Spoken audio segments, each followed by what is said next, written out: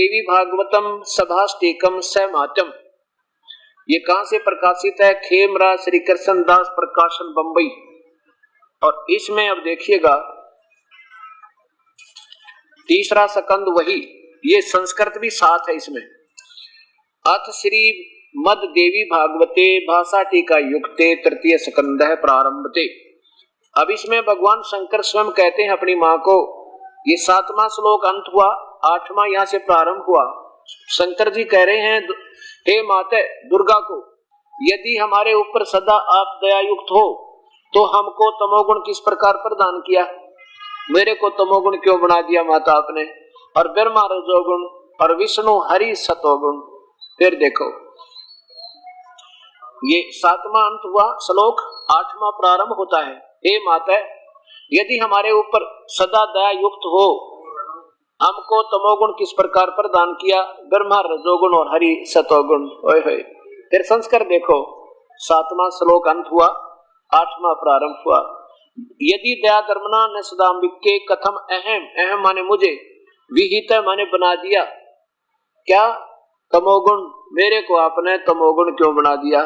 और कमल जय, कमल से उत्पन्न होने वाले ब्रह्मा को रजोगुण संभव रजोगुण बना दिया, क्यों बनाया आपने?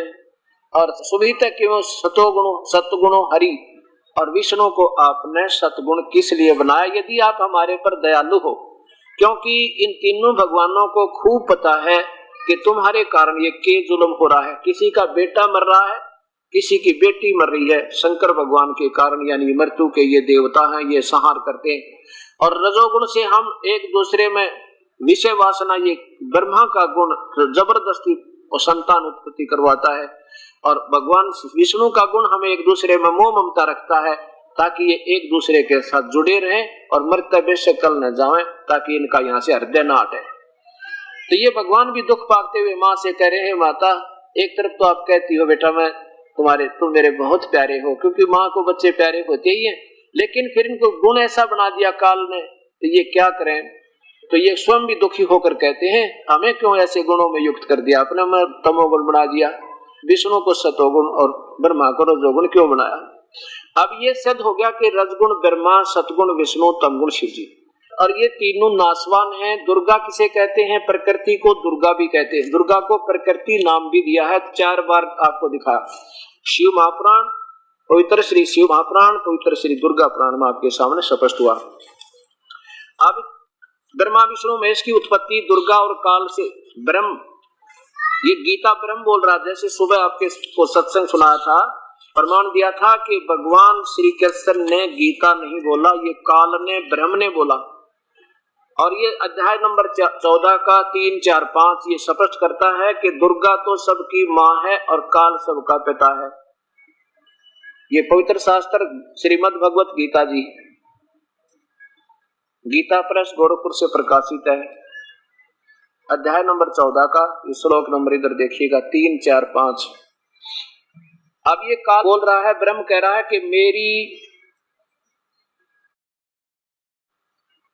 अर्जुन, मेरी महत ब्रह्म रूप यानी मूल प्रकृति तो सभी प्राणियों की, भूतों की योनि है, अर्थात गर्भाधान स्थान है, और मैं उस योनि में चेतन समुदाय गर्भ को स्थापन करता हूँ। उसके संयोग से सब प्राणियों की उत्पत्ति होती है। आगे देखिए 4 में, हे अर्जुन, नाना प्रकार की सब योनियों में जितनी मूर्तियां अर्थात शरीरधारी प्राणी हैं उत्पन्न होते हैं, प्रकृति ये दुर्गा तो उन सब की गर्भ धारण करने वाली माँ है, और मैं बीज स्थापन करने वाला पिता हूँ। ये काल बोल रहा है कि दुर्गा तो सबकी माँ है और मैं सबका पिता हूँ। आगे देख 5वें में, इस प्रकार हे अर्जुन, सतगुण विष्णु, रजगुण ब्रह्मा, तमगुण शिव जी, ये तीनों प्रकृति संभवा प्रकृति से उत्पन्न हुए हैं, दुर्गा से। ये तीनों भगवान अविनाशी जीवात्मा को शरीर में बांधते हैं कर्मों के आधार पर, और यही कर्म दंड में बांधे रखते हैं।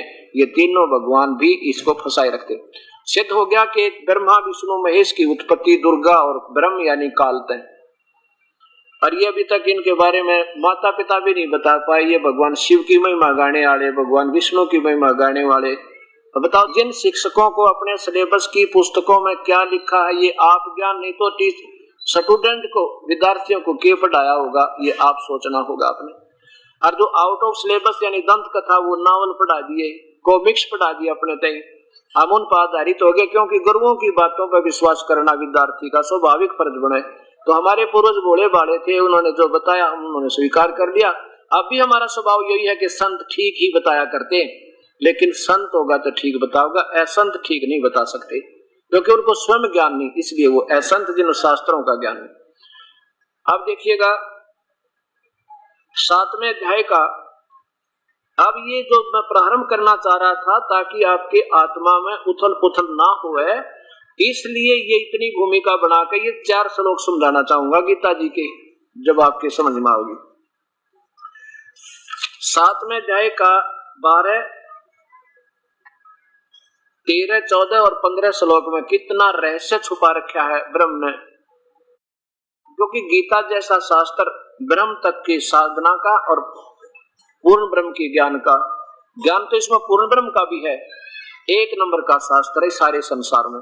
और ये वो शास्त्र है, ये उस समय रचा गया था, ना कोई हिंदू था, ना मुसलमान, सिख, ना ईसाई, ये केवल मानव मात्र के कल्याण के लिए कलयुग में एक संक्षिप्त ज्ञान दिया था। लेकिन इसको भगवान खुद कहता है कि इसको तो वो समझाओगा जो तत्वदर्शी संत होगा, आम संत इस गीता के ज्ञान को नहीं समझा सकता, स्पष्ट भगवान ने कहा है 4थे अध्याय के 34वें श्लोक में। अब देखिएगा इसमें अध्याय नंबर 7 का,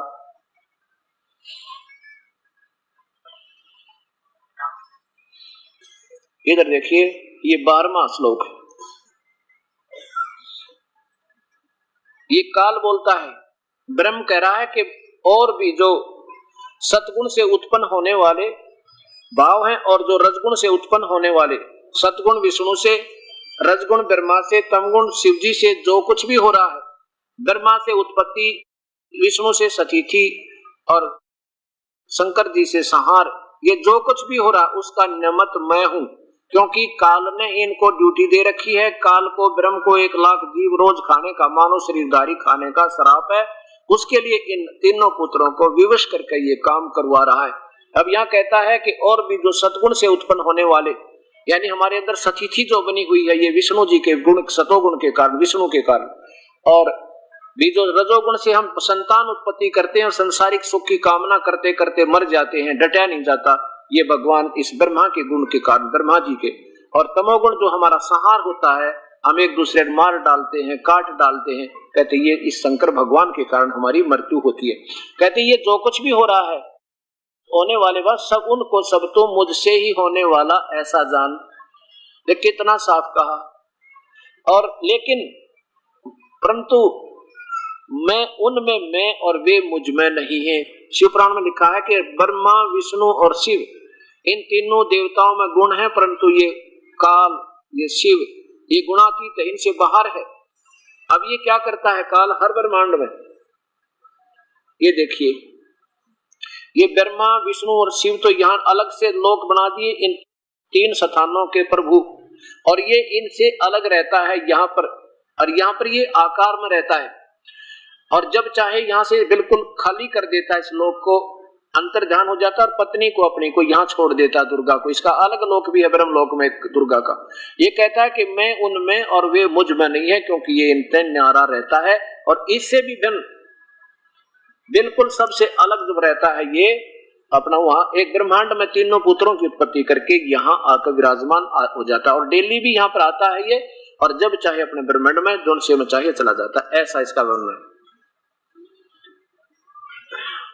अब 13वें नंबर में क्या लिखा है, वही 7वां अध्याय। अभी 12 आपने सुना कि ये तीनों गुणों से जो कुछ भी हो रहा है, उत्पत्ति, सतीथि और संहार, ये मुझसे जान, लेकिन मैं इनमें और ये मुझ में नहीं है। अब 13वां देखो, इसमें लिखा है कि गुणों के कार्य रूप सात्विक, राजस और तामस, इन तीनों प्रकार के भाव से ये सारा संसार प्राणी समुदाय मोहित हो रहा है, यानी इन्हीं से मिलने वाली राहत, इन्हीं से प्राप्त सुखों पर आधारित है, और जन्म और मृत्यु में शीघ्र चला जाता है। इन तीनों गुणों से परे मुझ अविनाशी को नहीं जानता। ब्रह्म कहता है कि नादान प्राणी मेरी पूजा भी ना करते, ये तो इन तीनों गुणों तक फंसे बैठे हैं, जो कि बिल्कुल बेकार पूजा है। देखिए आगे, अब 14 और 15 में निचोड़ कर दिया, साथ दे दिया सारा। क्योंकि यह अलौकिक अर्थात अति अद्भुत त्रिगुणमयी मेरी माया तीनों भगवानों ब्रह्मा विष्णु महेश के द्वारा रचा गया जाल बहुत ही भयंकर है, दुस्तर है, बड़ा खतरनाक है।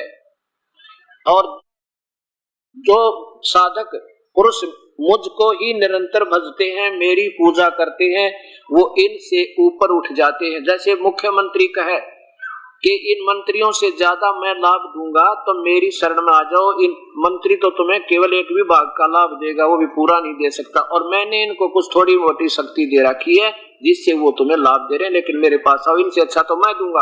और फिर कहता है मेरी भी पूरी राहत नहीं है, वो प्रधानमंत्री कोई और है। इस पूरे 7 श्लोकों में ये वर्णन समझिए। अब क्या कहता है कि इनसे अच्छी तो मैं राहत दूंगा तीनों गुणों से, ब्रह्मा विष्णु महेश से, तो मेरी पूजा भी ना करते नादान।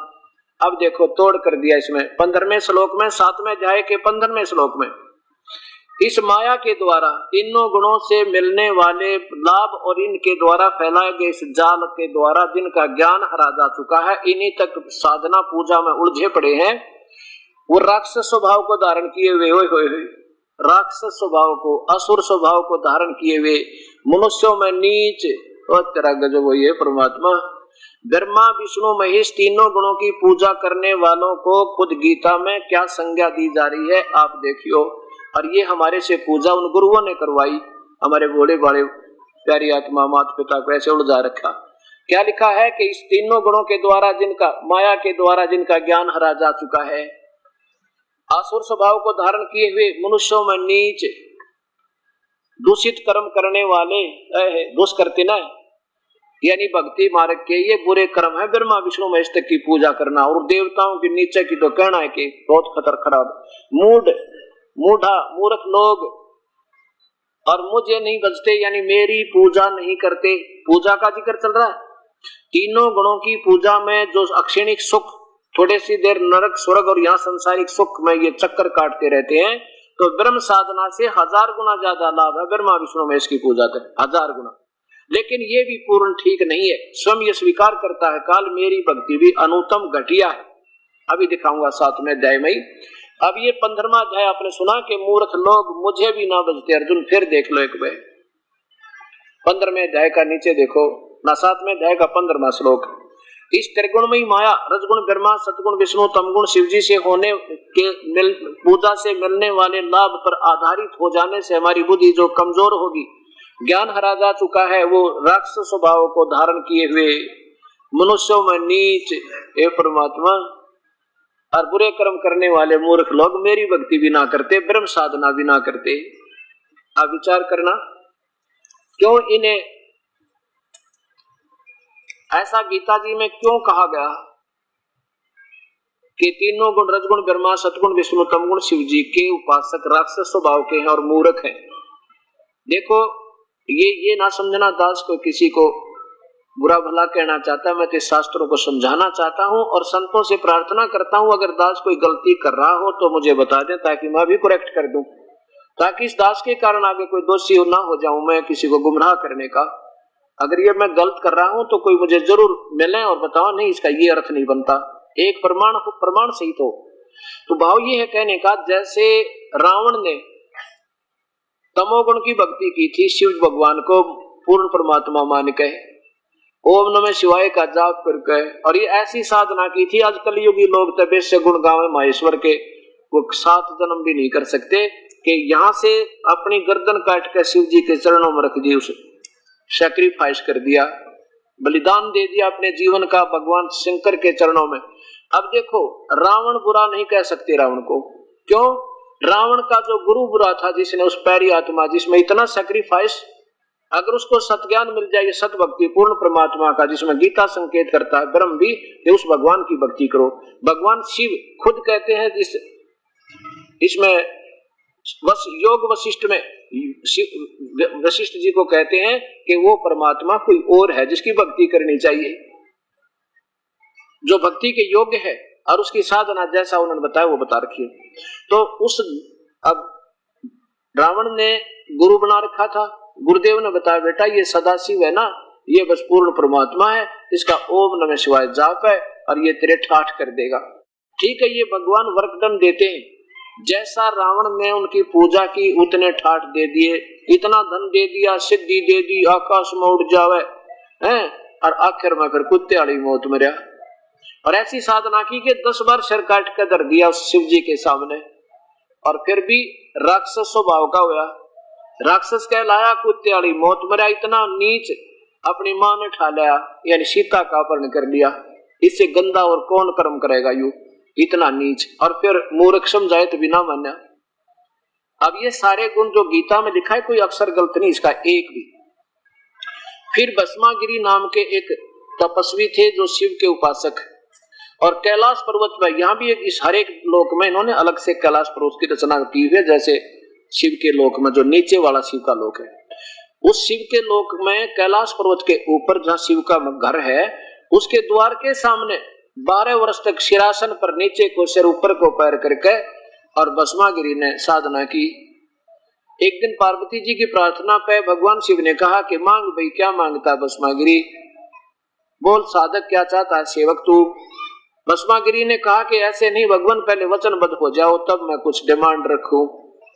भगवान शिव बोले भाई चल ठीक है, तो मैं वचनबद्ध हुआ, मांग क्या मांगे कि भगवान ये आपके हाथ का ये कड़ा दे दो, मुझे भस्म कंडा दे दो। भगवान शिव ने सोचा साधक है भाई, कितने अपनी रक्षा के लिए मांगता होगा, जंगल में रहना होता है, इतने दयालु हैं ये मालिक, ले भाई ले जा तू भस्म कड़ा ले ले।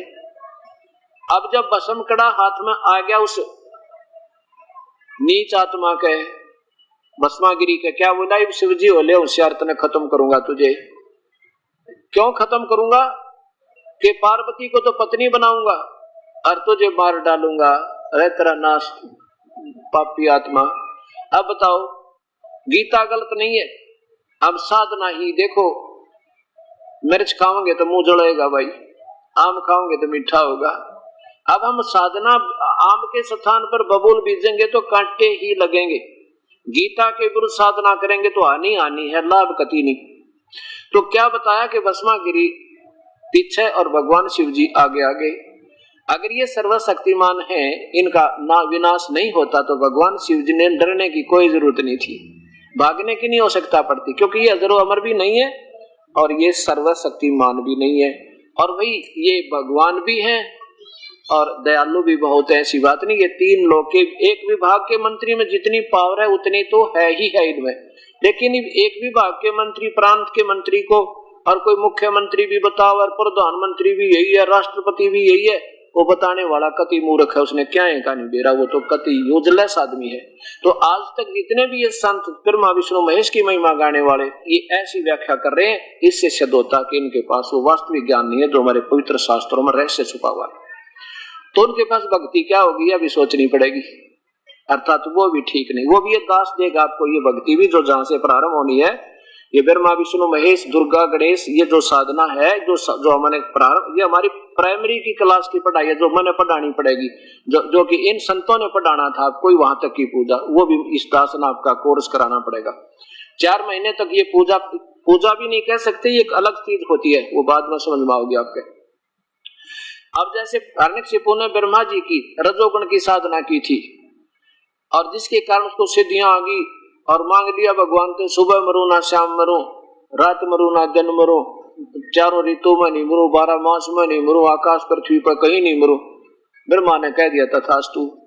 और फिर क्या हो गया, राक्षस बन गया और कुत्ते वाली मौत मरा, राक्षस कहलाया, रजोगुण पर का उपासक। और फिर सतोगुण के उपासक विश्वामित्र ने अपने ही साथी वशिष्ठ मुनि के 100 बेटियां की, मासूम बालका की कसाई की तरह हत्या कर दी, वो मार डाले। और उदाहरण देता हूं, जैसे एक बार का प्रमाण है, हरिद्वार में हर पैड़ी के ऊपर पर कुंभ का मेला लगा, आज से लगभग 350 वर्ष पहले की बात है। जब ये कुंभ का पर्व कहीं लगता, वैसे कुंभ के पर्व का शास्त्र विरुद्ध होने से बिल्कुल यूजलेस है। गीता में प्रमाण जिस पूजा का नहीं है वो शास्त्र विरुद्ध है, और शास्त्र विरुद्ध पूजा ना कोई परम गति हो, ना सिद्धि हो, ना उनको कोई सुख हो। ये 16वां अध्याय का, और आप देखिएगा, फिर देखिए, क्योंकि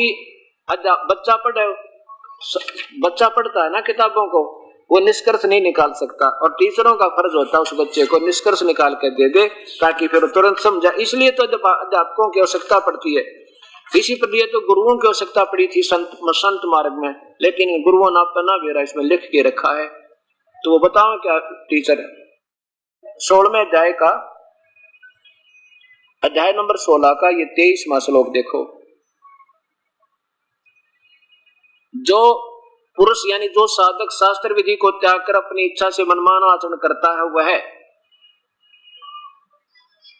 न तो सिद्धि को न सिद्धि को प्राप्त होता है, न परम गति को और न सुख को। और इन तीन चीजों के लिए भक्ति करते हैं, ये तीनों हो नहीं सकती। तो गीता जी में जो लिखा है इससे अलग जो साधना करें। आगे देखो, क्योंकि गीता जी चारों वेदों का सार है और गीता जी तो बोली जा रही है और वेदों की तरफ संकेत है। वेदों में केवल ओम नाम से भक्ति प्रारंभ होती है और कोई मंत्र नहीं है, सब मनमुखी मंत्र हैं। मनमुखी उपवास वगैरह, मंदिर में जाना, मस्जिदों में जाना, तीर्थों पे जाना, ये कुंभ के मेले का पर्व मनाना, ये गीता विरुद्ध, वेदों विरुद्ध है, होने से शास्त्र विरुद्ध है। इससे तेरे लिए कर्तव्य और अकर्तव्य की व्यवस्था में जो भक्ति के कर्म करने हैं और नहीं करने हैं उनमें केवल शास्त्र ही प्रमाण है और कोई किसी की दंत कथा से मत फंस जाना। ऐसा जानकर तू शास्त्र विधि से नियत कर्म करने योग्य है, अर्थात शास्त्र में वर्णित जो साधन है उनके अनुसार साधना करना, नहीं तो यूजलेस है। तो ये कुंभ का पर्व जो है ये वैसे गीता विरुद्ध होने से, शास्त्र के विरुद्ध होने से यूजलेस है, फिर भी अपने लोक वेद के आधार पर ये भोली आत्मा, इन्हें तो भगवान चाहिए, कोई कितना बता दे भाग्या जागा। तो क्या हो गया कि वहां हर की पैड़ियों पर कुंभ के मेले का एक पर्व भी लगने का संयोग बता दिया किसी ने। ये प्यारी आत्मा आम साधक भी और ये तीनों गुणों के उपासक, जैसे ये नाथ औगड़, ये नाथ नागा, कनपाड़े और ये गिरी पुरी, ये सारे शिव जी के तमोगुण के उपासक हैं और वैष्णु ये विष्णु जी के उपासक हैं। और ये सभी जाकर के अपने अपने खेमों में, अपने अपने समूह में जाके एकत्रित हो गए ग्रुप में। और जब आया स्नान करने का समय, सुबह सुबह चल पड़े स्नान के लिए। सबसे पहले ये नागा महात्मा पहुंच गए जो कति नंगे रहते हैं और हर की पैड़ियां का ऊपर जाकर खड़े हो गए और पीछे से वो दूसरे ग्रुप आ रहे हैं, कहीं से पुरी आ रहे हैं, कहीं से गिरी आ रहे हैं, कहीं से कनपाड़ी नाथ आ रहे हैं और कहीं से वैष्णु साधु आ रहे हैं। नागा कहने लगे कि कोई भी हमारे से पहले गंगा में स्नान नहीं करे, हम सबसे पहले स्नान करेंगे, हम सर्वश्रेष्ठ हैं, हम त्यागी और बैरागी हैं, हमें कोई इच्छा नहीं है, हम निइच्छा रहते हैं और हम स्नान करने के बाद तुम बाद में इसमें स्नान कीजिएगा, खड़े हो जाओ वहीं पर। वैष्णु साधु विष्णु जी के उपासक कहने लगे हम सर्वश्रेष्ठ हैं और तुम नागो नंगो किसने श्रेष्ठ बना दिए, तुम टट्टी के हाथ भी ना धोते, नाना न धोना, शरड फरड, तुम किसने बना दिए श्रेष्ठ, हम सर्वश्रेष्ठ हैं, बाहर आओ, इससे दूर हो जाओ, हम पहले स्नान करेंगे। अब वो स्नान सनून तक गया कुएं में और लट्ठम लट्ठा हो गए, मुक्का मुक्का। नो लिखा है कि 25,000 जिन हम संत कहा करते थे आपस में पशुओं की तरह लड़के, बच्चा की तरह कट कर मर गए। वो परमात्मा का हर की पैड़ी बतावें और वहां पर भगवान का वास बतावें और भगवान की छाती पर ये जंग मचावें, तो ये बता का है कि संत वे। तो गीता गलत नहीं है, गीता एक नंबर का शास्त्र है, इसको समझने वाले गलत रहे। क्या बताते हैं कि तीर तुपक तलवार कटारी ये जमदड़ जोर बधावे हैं और हर पैड़ी हर हेत नहीं जाना, वहां जाकर चलावे हैं। भगवान ने तो डर भी ना लग गया, परमात्मा में प्यार भी कोई ना, कसाइया कहने का वहां जाते एक चलावे हैं और काटे शीश नहीं दल करुणा। वो संत ने के काटे शीश नहीं दल करुणा, करुणा माने दया, और वो जग में संत कवावे हैं और जो जन उनका उपदेशी हो जा उनको भी नरक ले जावे हैं। ये भी व्यर्थ की बातें हैं, ये भी बैदा है, बैदे से भेद अलैदा। अब ये पवित्र गीता जी में ये सिद्ध करना चाहती है कि तीनों गुण तक के उपासकों। अब देखो ये सोचना ऐसा नहीं, अब क्यों बताया भगवान ने ऐसा, क्योंकि हम विपरीत पूजा कर रहे हैं। कैसे, जैसे 15वें अध्याय में लिखा है कि अर्जुन ये उल्टा लटका हुआ संसार रूपी वृक्ष है और इसकी ऊपर को जड़ है तीनों, नीचे को तीनों गुण रूपी शाखा है, रजगुण ब्रह्मा है और सतगुण विष्णु, तमगुण शिव जी। ये देखो अब इसको समझाने के लिए ये सारी कहानी क्यों ब्रह्मा विष्णु महेश की पूजा को गलत क्यों बताया है, ये अब प्रमाण होगा इसका। अब ये उल्टा लटका हुआ एक संसार रूपी वृक्ष समझो, ऊपर जो सबसे ऊपर के ब्रह्मांड है वो तो वहां पूर्ण परमात्मा रहता सतलोक में, ये तो पूर्ण परमात्मा है।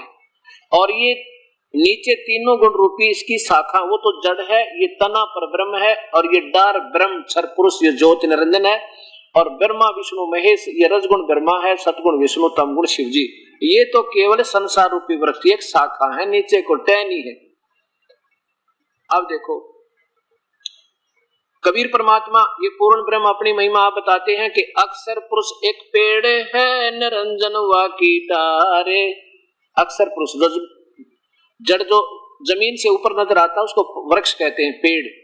अक्षर पुरुष एक पेड़ है निरंजन वाकी डारे, और निरंजन ये क्षर पुरुष ब्रह्म, और तीनों देवा शाखा है ये पाते रूप संसार। अब देखो ऐसा नहीं है, हम तो और नीचे हैं इनसे, ये देखो ब्रह्मा विष्णु महेश, और हम तो यहाँ लटक रहे इन तक गए, हमारे साथ ये बहुत सुप्रीम है। लेकिन ये सतिथि बतानी पड़ती है कि कौन भगवान कितनी सतिथि का। अब देखो जड़ से खुराक चलती है, इस जड़ से खुराक चलती है, और यही सबका पालन करता है। इससे खुराक तना में, तना से इस डार में, डार से ब्रह्मा विष्णु महेश में, फिर इनसे आगे हमें मिलेगी। हमें तो मिले ही नहीं सेगी, ये अनादरणीय नहीं है, लेकिन हम इनकी पूजा गलत कर रहे हैं, इसलिए ये हमें लाभ नहीं दे सकते। कैसे कर रहे हैं? अब जैसे आप कोई पौधा लाओ आम का, और आम का पौधा लाओगे तो कैसे बीजोगे उसको? ऐसे बीजेंगे, जड़ को तो पृथ्वी में या गमले में दबावेंगे, गाड़ेंगे, गाड़ देंगे, और फिर सिंचाई करेंगे इस मूल की, जड़ की, इसकी पूजा करेंगे तो कहां जाएगी? ये खुराक यहाँ आवेगी ब्रह्मा विष्णु महेश में, और फिर ये इनका फल लगेंगे। फल इन्हें देना हमारे को। अब यहाँ से जड़ से खुराक चलेगी, इसकी पूजा करेंगे तो हमारे हिस्से का यहाँ आवेगा, और इस इन से फिर फल लगेंगे स्टेनिया के। तो इसलिए ये प्यारे गणे लागा हमने। अब हम इसकी बजाय पूजा इनकी करने लग गए, या गलती कर दी। इनका आदर करना है, इनसे प्यार करना है, इनके प्रति श्रद्धा तो रखनी है, लेकिन पूजा नहीं करनी। पूजा इसकी करेंगे जब ये लाभ देंगे, नहीं तो हमें लाभ नहीं दे सकते। जैसे अब हम क्या कर रहे हैं, अभी तक हमारे से संत क्या करवा रहे हैं, ये ऐसी पूजा करवा रहे थे, हम ऐसे कर रखा था।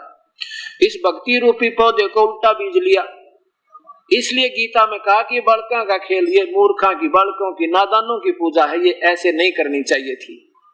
क्या बताते हैं? एक साधे सब सधे, एक के साधे सब सधे, ये सब साधे सब जावे, माली सींचे मूल को हो, फले फूले गाए। बिना मांगे देंगे ये भगवान फिर आपको, जब यहाँ इसकी पूजा करोगे पूर्ण परमात्मा की। अब इसके लिए इसलिए बताया कि मूर्खों की पूजा ये उल्टी कर दी, और ये शास्त्र विरुद्ध साधना है, क्योंकि अब मूल को छोड़कर टहनी पूजन लाएंगे। अब 3 भगवानों की सतिथि इसी 15वें अध्याय के 2 श्लोक आपके सामने स्पष्ट करेंगे। ब्रह्म, परब्रह्म और पूर्ण ब्रह्म, क्षर पुरुष, अक्षर पुरुष और परम अक्षर पुरुष, ये 3 भगवान हैं, ब्रह्म, परब्रह्म और पूर्ण ब्रह्म। अब देखिएगा ये पवित्र शास्त्र गीता जी अध्याय नंबर 15 का और श्लोक नंबर 16 और 17 में कति स्पष्ट कर दिया 3 भगवाना की न्यारी न्यारी व्याख्या। ये 15वां अध्याय श्लोक नंबर यहां से देखो 16, क्या लिखा है कि द्वौ माने 2, इमौ माने इन दोनों लोकों में, ब्रह्म और परब्रह्म के लोक में, क्षर पुरुष और अक्षर पुरुष के लोक में, पुरुषौ, पुरुषौ माने 2 भगवान, पुरुष माने प्रभु होते हैं, भगवान होते हैं, 2 भगवान हैं, पुरुषौ 2 लोके, इससे पृथ्वी वाले लोक में, इन दोनों लोकों में, ब्रह्म और परब्रह्म के लोक में ये 2 भगवान हैं। कौन कौन? ये क्षर पुरुष माने नाशवान भगवान, ये पुरुषौ जो शब्द है इन दोनों के साथ लगता, जो संस्कृत में अनुवाद करते हैं। पुरुषौ, क्षर पुरुष और अक्षर पुरुष, इसको हटा के फिर लिखा जा सकता है क्षर पुरुष और अक्षर पुरुष। क्षर पुरुष तो नाशवान भगवान ये ब्रह्म है, और अक्षर पुरुष इससे कुछ ज्यादा सफाई, वो अक्षर पुरुष यानी परब्रह्म है, लेकिन परब्रह्म भी अविनाशी नहीं है। और दो ही सतीथि जीव की इन दोनों के लोकों में। कौन से लोक में? अब जैसे ये देखिएगा स्थिति, ये पूर्ण चित्र देखिए सारे ब्रह्मांडों का। अब ये तो है इस अक्षर पुरुष के लोक 21 ब्रह्मांड, और ये अक्षर पुरुष के हैं 7 संग ब्रह्मांड। इन दोनों के लोकों में जो प्राणियों की स्थिति है, इसमें तो ये भगवान भी, इसके उपासक भी, इसके अंतर्गत जितने प्राणी हैं, इसके साधक, ये तो नासवान है, शीघ्र ही। इनमें लिखा है कि इन दोनों में, लेकिन इनसे ज्यादा इस अक्षर पुरुष की ज्यादा स्थायी शरीर है, लेकिन इसका फिर भी विनाश है। इसलिए बताया है कि इन दोनों लोकों में जीव आत्मा तो अविनाशी है, और स्थूल शरीर इन देवताओं के भी और इन प्राणियों के भी नाशवान है। लेकिन ये जो स्थान है सतलोक, यहाँ जाने के बाद ये भगवान भी अविनाशी और यहाँ रहने वाली जीवात्मा भी सदा के लिए उनका शरीर अविनाशी हो जाता है। यहाँ जाने के बाद फिर मृत्यु नहीं होती। अब यहाँ देखो, और इसी प्रकार जीव दो सतीथि जीव की है। क्षर तो नाशवान तो ये स्थूल शरीर में, और अविनाशी ये अक्षर यानी अविनाशी जीवात्मा कही जाती है। ये देखो, इस संसार में नाशवान और अविनाशी भी ये दो प्रकार के पुरुष हैं। या पुरुष लिख दिया इन्होंने, इनकी समझ तो बार बात होगी, पीछा छुटवा लिया, सीधा लिख दिया। यहाँ लिखना था दो प्रकार के भगवान है, एक तो ये नाशवान भगवान ब्रह्म, और कुछ अविनाशी ये पर ब्रह्म। जैसे एक तो चीनी का कप हो, मिट्टी का सफेद सफेद पड़ते फूट है, और एक हो स्टील का, तो वो भी नाशवान है, लेकिन इस चीनी वाले की तुलना में ज्यादा स्थायी होने से उसको भी स्थायी धातु लिखा जाता है, माना जाता है। लेकिन वो भी वास्तव में अविनाशी नहीं, क्योंकि जंग लगेगा स्टील को, विनाश होगा एक दिन पर, समय घना लगेगा, इसलिए उसको भी स्थायी धातु कह दिया। लेकिन सोना है वो तीसरे नंबर की धातु, जिसका कभी विनाश नहीं होता, वो परमात्मा कोई और है, ऐसा देखिए। और दो प्रकार के भगवान हैं, और इसी प्रकार संपूर्ण प्राणियों के शरीर नाशवान और जीवात्मा अविनाशी कही जाती है। अब 17वें में कमाल कर दिया, क्या बताएं, इन दोनों से भी ओए होए, ये देखो, उत्तम पुरुष है, उत्तम भगवान तो अन्य, इन दोनों से भी कोई न्यारा है। ये देखो, उत्तम पुरुष, इन्होंने पुरुष ही छोड़ दिया लिख के, क्योंकि इनकी बुद्धि से बार बात होगी, ये समझ नहीं सके। उत्तम भगवान वास्तव में पुरुषोत्तम। अब हम पुरुषोत्तम इस श्री कृष्ण को क्या करते नहीं, वो पुरुषोत्तम तो स्वयं कह रहा, गीता बोलने वाला भगवान कोई और है। पुरुषोत्तम उत्तम पुरुष यानी वास्तव में पूर्ण परमात्मा तो कोई और है, जो तीनों लोकों में प्रवेश करके ओए होए सबका धारण पोषण करता है। सबका धारण पोषण वो है वास्तव में विष्णु पूर्ण परमात्मा, सबका धारण पोषण करने वाला अविनाशी परमेश्वर परमात्मा इस प्रकार कहा गया है।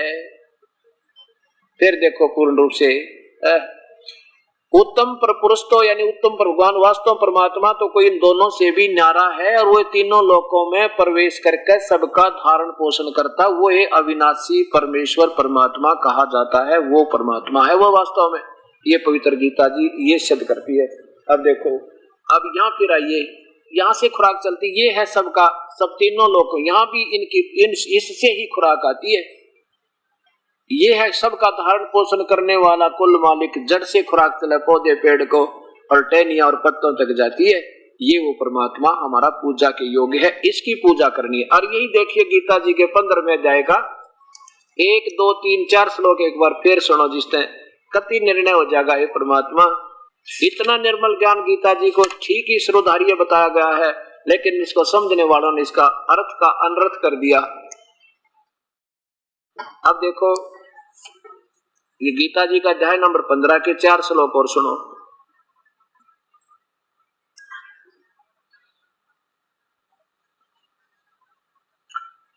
इस अध्याय नंबर 15 का श्लोक नंबर प्रथम में निर्णय दे दिया। क्या बताया कि ऊर्ध्व मूलम अधः शाखम, ऊपर को जड़ वाला नीचे को शाखा वाला। ये देखो हिंदी देखो महापुरुषों की, जहाँ इन्होंने ठीक लिखा है बिल्कुल ठीक किया है, और जहाँ इनकी बुद्धि नहीं काम कर पाई तो उन्होंने गोलमोल कर दिया, इसलिए ये सारा ज्ञान उलझ गया। ये सही लिखा रहा, आदि पुरुष परमेश्वर मूल वाले, ओए होए, जिस उल्टे लटके हुए संसार रूपी वृक्ष की जड़ तो पूर्ण परमात्मा, आदि पुरुष पूर्ण परमात्मा, सबसे पहले वाला भगवान जिसने सारे ब्रह्मांड रचे, आदि परमेश्वर मूल वाले। उल्टे लटके हुए संसार रूपी वृक्ष में जो जड़ तो पूर्ण परमात्मा मूल वाले और रज है तीनों गुण रूपी शाखा, रजगुण ब्रह्मा, सतगुण विष्णु, तमगुण शिव जी शाखा वाले इस उल्टे लटके हुए संसार रूपी वृक्ष को अविनाशी कहते हैं। आदि पुरुष परमेश्वर मूल वाले है। अधय शाखम नीचे को शाखा वाले, तीनों गुण रूपी शाखा वाले, अधय माने नीचे को, अधय शाखम नीचे को शाखा वाले संसार रूपी पीपल के वृक्ष को अविनाशी कहते हैं। और वेद जिसके पत्ते कहे गए, यहाँ देखिए, और उस संसार रूपी वृक्ष को जो व्यक्ति, जो साधक,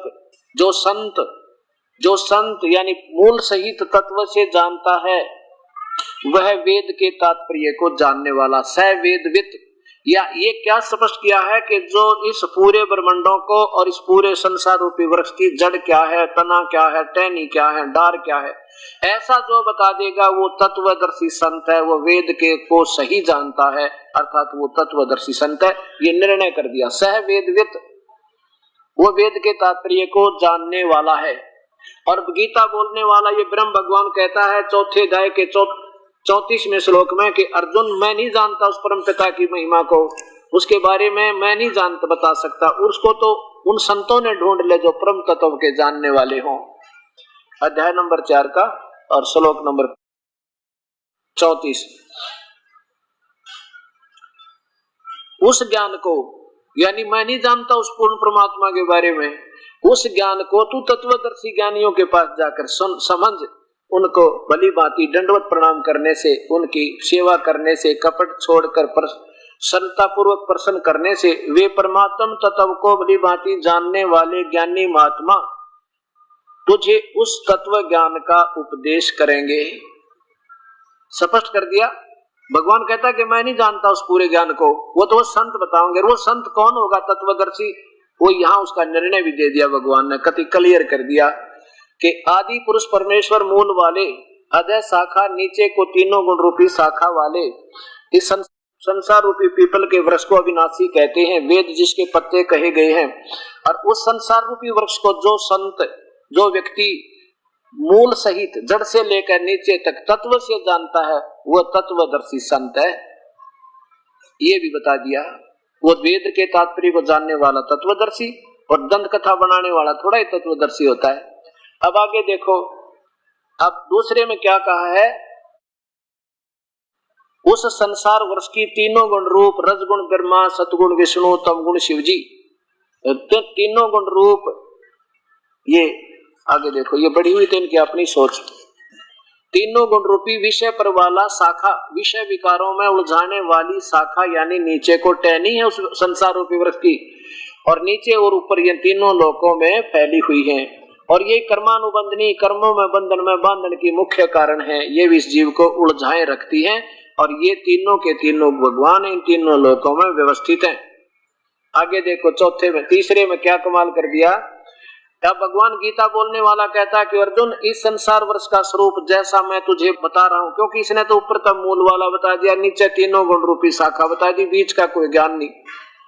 तो कहता है कि मैं जो तुझे संसार रूपी वृक्ष का जैसा मैं कह रहा हूँ, जैसा सुना है ऐसा नहीं है, ये तो कोई संत बताओगा इसको न्यारा न्यारा।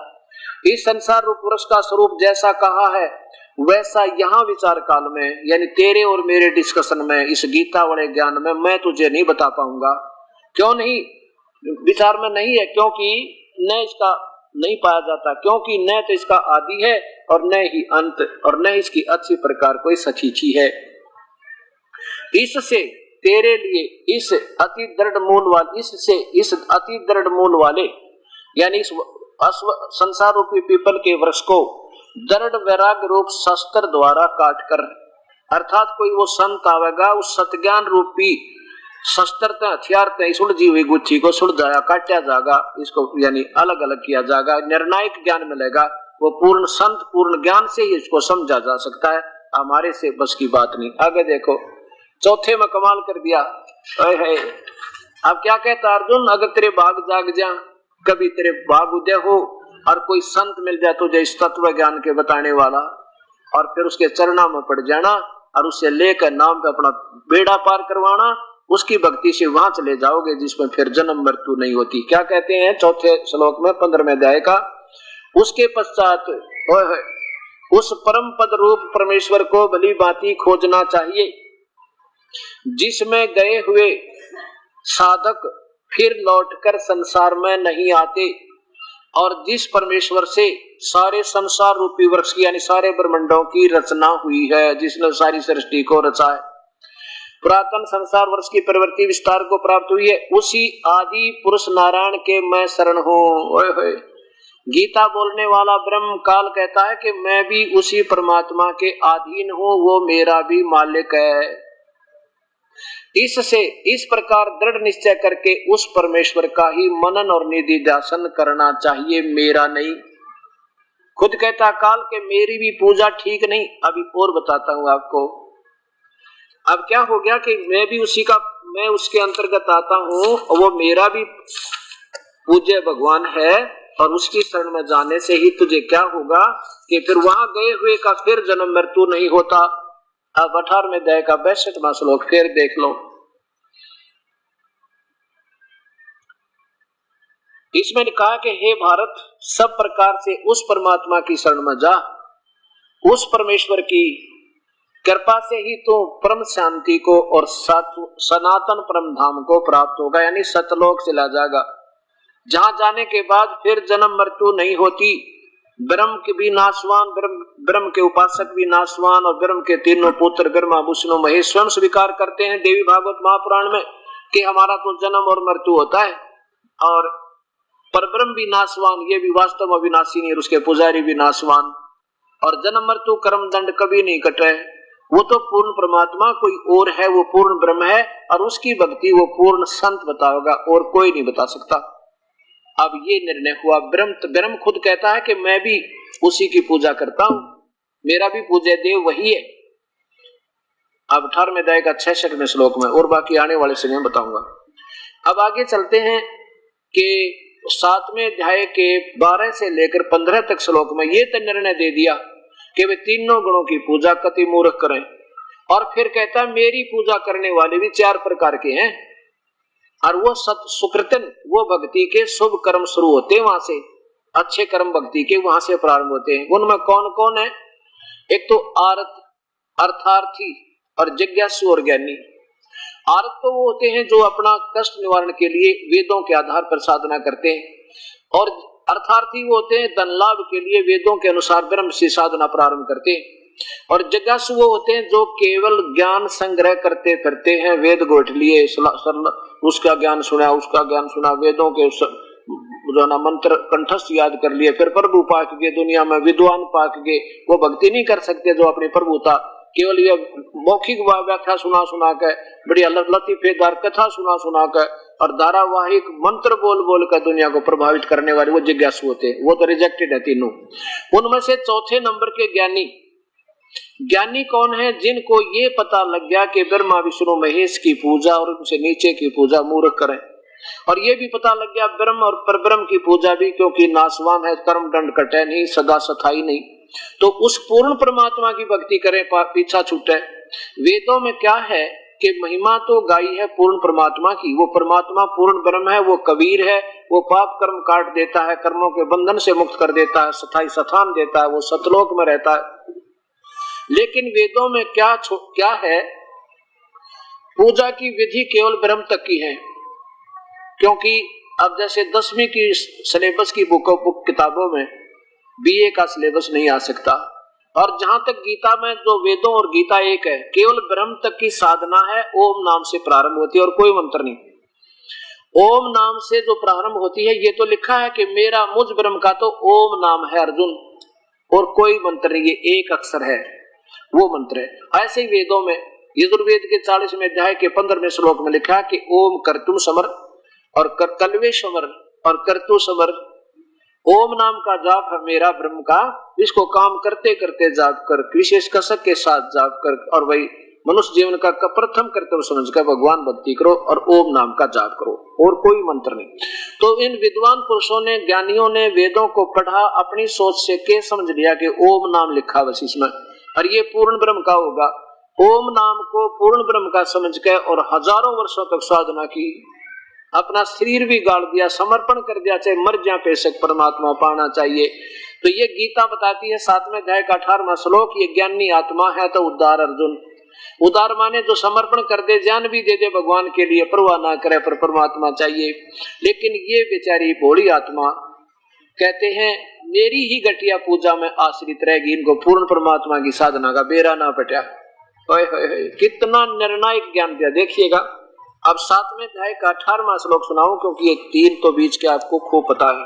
ये परमात्मा और ये गीता का अनुवाद करने वाले महापुरुष असमंजस में पड़ गए कि भगवान अपनी पूजा को घटिया क्यों बतावेगा, इसलिए इन्होंने अनुत्तम कारक सर्वश्रेष्ठ कर दिया। तरह बुलाओ, ये बिना ज्ञान के अनर्थ कर दिया। 7वां अध्याय 18वां श्लोक इधर देखो, ये 18वां श्लोक है। क्या लिखा है? उदारा सर्वे एवं एते ज्ञानी तू आत्मा एवं मे मतम। गीता बोलने वाला भगवान कहता है मेरे विचार में, मतम में मतम माने मेरे विचार में, ये ज्ञानी आत्मा विद्वान पुरुष जिन्हें पता लग गया कि एक भगवान की भक्ति करें और नहीं करनी, मूर्खा का काम। और वो उन्होंने जैसा सोचा समर्पण कर दिया ओम नाम के जाप पे, ये ज्ञानी आत्मा है तो उदार। उदार माने शर भी दे दे। अब देखो संस्कृत सीधी समझ में आ जाएगी, कोई बड़ी बात नहीं। ये ज्ञान आत्म ज्ञान होना चाहिए। अब क्या कहते हैं कि मेरे विचार में ज्ञानी आत्मा है तो बड़ी सारी की सारी बड़ी उदार, लेकिन ये बेचारी आस्तित से ही वो, क्योंकि वो मेरी ही, वो आस्तित माने आश्रित रही युक्त आत्मा, भगवान को चाहने वाली आत्मा, माम अनुतमाम गति, माम एवं मेरी ही अनुतमा माने घटिया ते घटिया साधना में आश्रित रहेगी, उनको पूर्ण परमात्मा का ज्ञान ना हुआ, वो संत ना मिला तत्वदर्शी उनको। अब ये स्पष्ट आपके सामने क्या लिखा है कि वो मेरी, माम माने मुझ में, मेरे में ही मेरी अनुतमाम गति, मेरे द्वारा दी जाने वाली घटिया ते घटिया राहत में ही सीमित रहेगी। क्योंकि ये कहता मेरी भी मृत्यु तेरी भी मृत्यु अर्जुन, और कर्म दंड कटे नहीं, जन्म मृत्यु का दंड छूटे नहीं भाई। ये इसलिए ठीक है, इन और भगवानों से मेरी पूजा करने वाला 1000 युग तक महास्वर्ग में रह जाएगा, फिर भी जन्म मृत्यु है। इसलिए कहा कि मेरी ये अनुतमाम गति में मेरे तक ही सीमित रह गए, उनको पूर्ण परमात्मा का ज्ञान हुआ नहीं। अब देखो नीचे इन्होंने क्या लिखा है, अनुतमाम लिखना था घटिया तो घटिया, व्यर्थ से व्यर्थ, और इन्होंने अति उत्तम लिख दिया, सारा भावार्थ बदल दिया कति। क्योंकि ये डर गए इस बात का कि भगवान के बारे में कैसे लिख दे, श्रेष्ठ है इनकी भक्ति। इन्होंने न्योना बेरा था, गीता कह के रही है। अब यहाँ बात बिगाड़ दी, अनुतमा माने अति उत्तम तरह गजब है। और यहाँ देखो इसी 7वें अध्याय के 24वें श्लोक में यही लेखक क्या लिखता है, ये 24वें श्लोक में 7वें के में अनुत्तम माने अनुत्तम, यहाँ ठीक लिख दिया। दूसरे पृष्ठ पर इतने में बदल गए भाव को, यहाँ ठीक है अनुत्तम माने घटिया, अनुत्तम ही लिख दिया। चलो ना समझ में आई तेनों का पीछा तो छुटवा गया, अनुत्तम लिख के फिर यहाँ नर्स क्यों कर दिया, या अनुत्तम माने घटिया तो घटिया। ये देखिए या अनुत्तमा माने अति उत्तम कर दिया, एक नहीं आज से 4-5 आगे दिखाऊंगा आपको। अब ये समझ में आएगी आपके धीरे धीरे सारी कहानी। जब ये देखिएगा श्रीमद् भगवत गीता, और ये उन महापुरुषों के जिनका कति बोलबाला भारी है, संत श्री आसाराम जी आश्रम अहमदाबाद। अब देखो ये पुस्तक अपना मोल ले रखी है और पैसे लगा रखे हैं, और हर इंसान पढ़ रहा है। मैं सामूहिक पढ़ा दूं तो किसी का पेट में दर्द होना नहीं चाहिए, क्योंकि ये सब पढ़ रहे हैं। कोई बड़का क्या खेलते हैं कि लको कर छुपा कर रख लेंगे इनको, हम भी पढ़े और आप भी पढ़ो। अगर मैं कोई इनसे बाहर टिप्पणी गलत देता हूं तो मेरी मूर्खता है। ये दास तो न्यो का न्यो बतावा कि इन महापुरुषों ने के अनुवाद किया है और वास्तव में इसका क्या बने हैं। अब फिर मिलकर सेट कर देंगे, गीता जी ने सब मिलकर एक, ताकि इस भगत समाज को दिशा तो एक मिल जानी चाहिए। ये परमित डंडा गिर कित कित घूम रहे बेचारे, कोई पहाड़ा पाजामा को। ये देखो ये मैं श्री आसाराम जी द्वारा इसका अनुवाद है।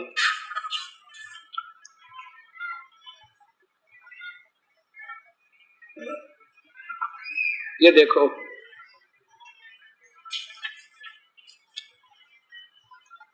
7वां अध्याय श्लोक नंबर ये 18।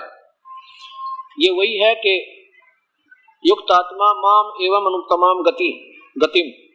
ये सभी उदार हैं, किंतु ज्ञानी तो साक्षात मेरा स्वरूप ही है, ऐसा मेरा मत है। क्योंकि यह मत मन बुद्धि वाला ज्ञानी आत्मा अति उत्तम अनुत्तम, ये देखो यहाँ था अनुत्तमाम है कति, और इसका अर्थ महर्षि जी करते हैं अति उत्तम, अति श्रेष्ठ, बहुत बढ़िया। लिखना था गलत, व्यर्थ। और फिर यहाँ देखो इसी में चौथे 24वें में नो की नो, ये भी माम अवम अनुतमम, यहाँ ठीक लिख दिया। बुद्धिहीन पुरुष मेरे अनुतम, या अनुतम लिख कर पीछा छुटवा लिया, आगे भी नहीं समझ आ सके कि अनुतम माने श्रेष्ठ लिख दो। अब यहाँ अनुतम लिख रहे हैं और यहाँ अनुतम का अर्थ अति उत्तम कर रहे हैं। आप पे समझ में ये। अब देखिए श्रीमद् भगवत गीता, और ये कहां से प्रकाशित है? ये श्री आदरणीय श्री हंस जी महाराज, जिनके दो पुत्र आदरणीय श्री सतपाल जी तथा श्री प्रेम रावत उर्फ बाल योगेश्वर जी, इनके पुत्र तथा शिष्य है। ये कहां से? श्री सतपाल जी के आश्रम से प्रकाशित है। मानव उत्थान सेवा समिति, श्री हंस सत्संग भवन, 2/12, पंजाबी बाग, नई दिल्ली से। अब इन्होंने अपने इकट्ठे कर दिए 5-6 अंक। अब वैसे तो इन अलग से टीका करने की आवश्यकता नहीं थी, इनका सबका एक जैसा ही है। ये एक बहुत ही गीता प्रेस गोरखपुर से प्रकाशित थी, इसने लगे रहते फिर भी जैसा। ये है 7वां अध्याय, माम आस्ते से ही युक्त आत्मा माम एवं अनुतमाम गति। अब इनने क्या अर्थ किया है? ये लास्ट में देखो इधर, उत्तम कर्म करने वाले, इन सब से मैं मुझे वह ज्ञानी अति प्यारा है जो नित्य भक्ति में लगा है, जिससे मैं प्यारा हूं, आदि आदि। और यद्यपि सभी उदार हैं, ज्ञानी सभी ज्ञानी है, परंतु जो ज्ञानी अंतरात्मा से लगा हुआ है वह मेरी शरण है, जिसकी मैं गति हूं। अब इन्होंने उस अनुतम का अर्थ छोड़ दिया, या इन्होंने अनुतम का अर्थ ही नहीं किया। कोई ना श्रेष्ठ लिखा ना अश्रेष्ठ लिखा, गोल मोड़ करके ढेर सारे 4-5 श्लोक इकट्ठे करे और इकट्ठा कर दिया ठाक है, क्योंकि इनकी समझ अद्भुत दोबारा होगी बात यह सारी। देखो कि कहीं भी कोई अश्रेष्ठ या अनुत शब्द इन्होंने नहीं लिखा। अत्यंत प्यारा है जो बहुत जन्म के अंत वाला, ये तो 19वें श्लोक का अर्थ हो गया। अब और देखो, ये है आचार्य श्री सुधांशु जी द्वारा इसका टीका है। और ये देखो 18वां श्लोक है, युक्त माम एवं अनुतमाम गति। इन्होंने क्या चतुरता की है? उत्तम माने सबसे अच्छा होता है, उत्तम माने अच्छा होता है, उच्चतर यानी अच्छा स्वभाव भाव, और निचतर हुआ घटिया, इसने उच्चतर लिख दिया। गोलमोल करने की चेष्टा देखो।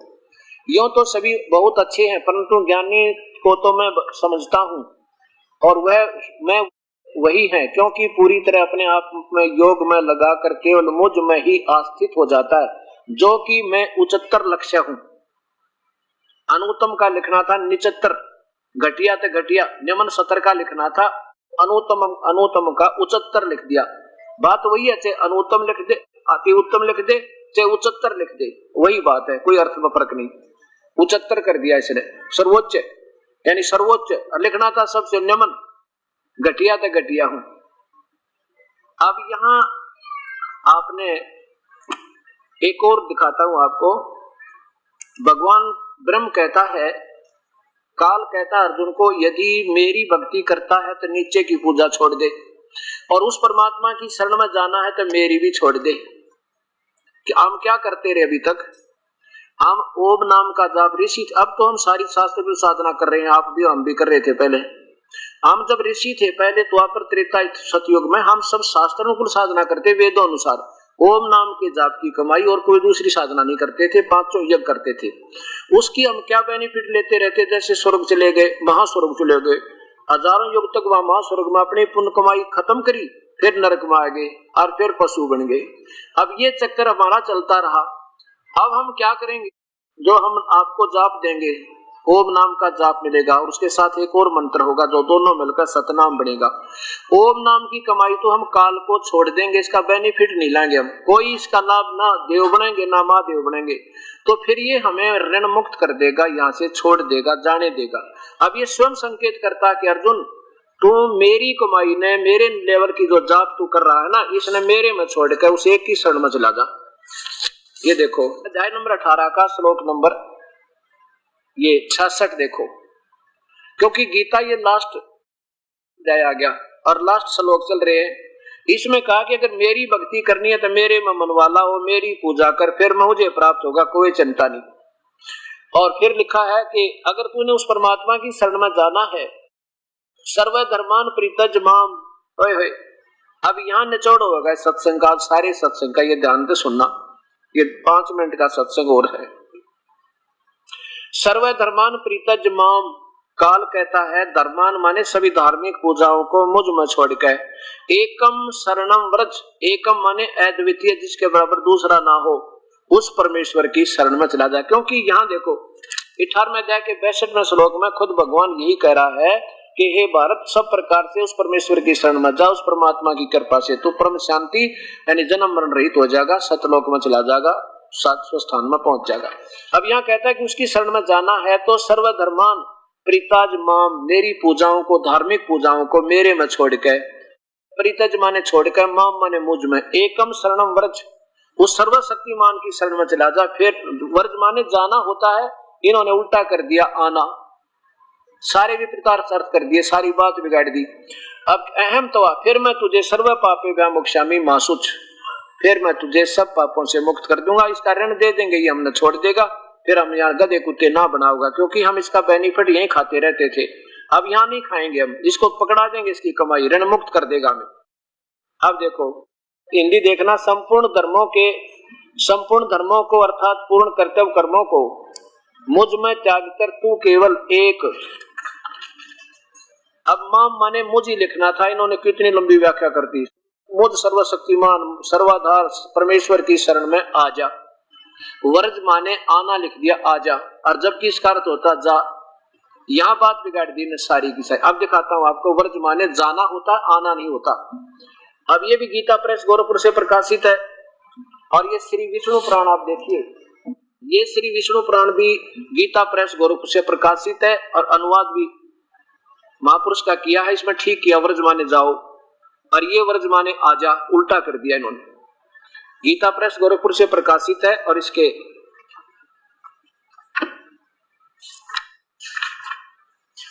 इस 31 पृष्ठ देखना,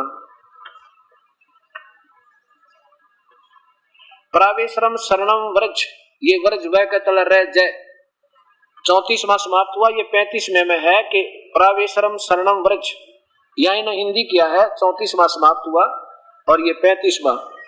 तुम दैत्य दलन प्रावेशरम, भगवान विष्णु की शरण में जाओ, बिल्कुल ठीक है। व्रज माने जाओ, व्रज माने जाना है, इन्हें लिख दिया आना। अब इसके प्रमाण के लिए आपको संस्कृत शब्दकोश और दिखाना पड़ेगा। अब मुझे यह सेवा और फालतू ज्यादा मिल गई प्रभु की कृपा से कि ना जाने कई प्रमाण देने पड़ेंगे आपको, और जब जाके सत्य आपके हृदय में सत्य होगी, क्योंकि पहले यो गलत ज्ञान घना रंग दिया, और काफी दिन हो गया हम इसी के ऊपर रट्टे लगाते रहे। ये देखो शब्दकोश, वमन शिवराम आपटे,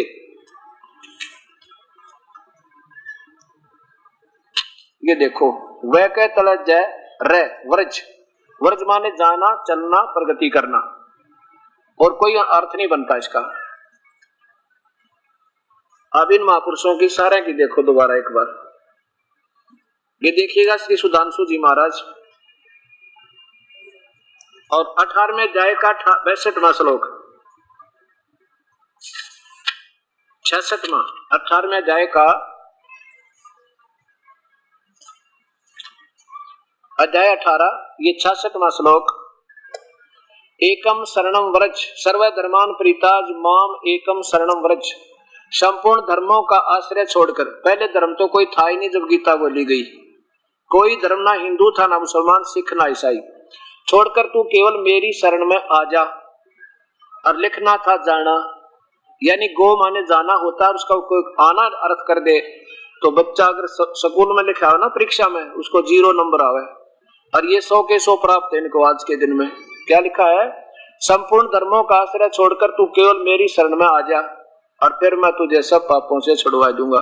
और लिखना था जा, क्योंकि इनको इस वास्तविकता का ज्ञान तो है नहीं, लेकिन ये मीठी बात बनाकर सभी महापुरुष और प्रभु पाठ गए। और हमारे से तो क्योंकि वैसे पिछले संस्कारी हंस अच्छे हैं, पुण्य आत्मा है, लेकिन अब इनको आप भी मालूम को ना कि हम वास्तव में गलत बता रहे हैं, ये पता लग जाएगा उस दिन, ये बताओ कोई ना बंद कर देंगे, देख लेना। अभी तक इनका न्यूना जती है कि हम जो मार्गदर्शन कर रहे हैं वो शास्त्र विरुद्ध है, और जिस दिन पता लग जाएगा पुण्यात्मा है लेकिन उसे बंद कर देंगे, आप देख लेना। और संत होंगे तो असंत होंगे तो फिर तो कुछ भी करो। ये संत आसाराम जी द्वारा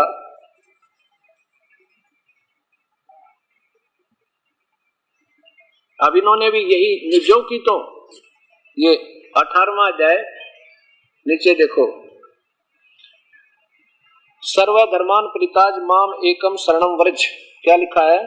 संपूर्ण धर्मों का अर्थात संपूर्ण कर्तव्य कर्मों को मुझ में त्याग कर तू केवल एक मुझ सर्वशक्तिमान सर्वधार परमेश्वर की शरण में आ जा। ऐ तरह का जो वो लिखने तो पहले नो तो सोचते, कोई डिक्शनरी उठा कर देख लेते, तुम लिखने क्या जा रहे हो।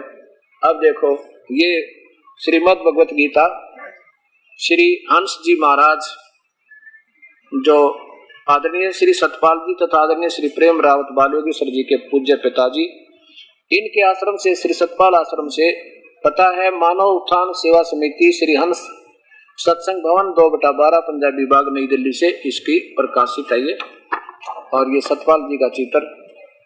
और यहाँ पर ये देखिएगा, सर्वधर्मान प्रीताज माम एकम शरणम व्रज, इसका अर्थ ये चारों पांचों का इकट्ठा किया, ये लास्ट में आता है यहाँ पर। सर्व धर्मों के कर्मों को छोड़ के, धर्म तो पहले कोई था ही नहीं जब ये गीता लिखी गई थी, केवल मेरी शरण में आ। अब देखो ये दास तो बतावे एक, और इन महापुरुषों की मत है अनेक। अब किसी ने 2 दूना 6 पढ़ा दिया, और वो 20 ने 1 पढ़ा दिया, और 1 पढ़ा 2 दूना 4, तो उसकी देर तो बात समझ में आओगी, पर आवेगी क्योंकि वो सत्य है और ये असत्य है। अब यही बात हो रही है, क्योंकि जो बुद्धिजीवी लोग इस बात को समझ रहे हैं, मुझे ये बड़ी खुशी हो रही है। जब दास ने ये सत्संग तैयार किया तो मन में ये आया था, परमात्मा सद्बुद्धि देना अपने बच्चों को, कहीं ये अपने सत्य से, इतनी कड़वी सत्य को सहन ना कर सकें। पर आज ये समझ में आ गया कि प्रभु की प्यारी आत्माओं की कमी नहीं और बुद्धि हमारे अंदर अभी रह रही है, जिन्होंने आज स्वीकार कर लिया। कम से कम पूरे इंडिया में लगभग ये सीडी चल पड़ी, ये आस्था पे चला था पहला इस दास का ये प्रोग्राम, लेकिन वहां पर उन मजबूरी होगी आस्था चैनल वालों की, कहने लगे जी हम इसको नहीं चला सकते। क्यों नहीं चला सकते? कि बाकी सब बंद कर देंगे, वो वापस ले लेंगे हमारे से कार्यक्रम, और उन्हीं के सारे हमारी रोटी चल रही है, हम इसको नहीं चला सकते।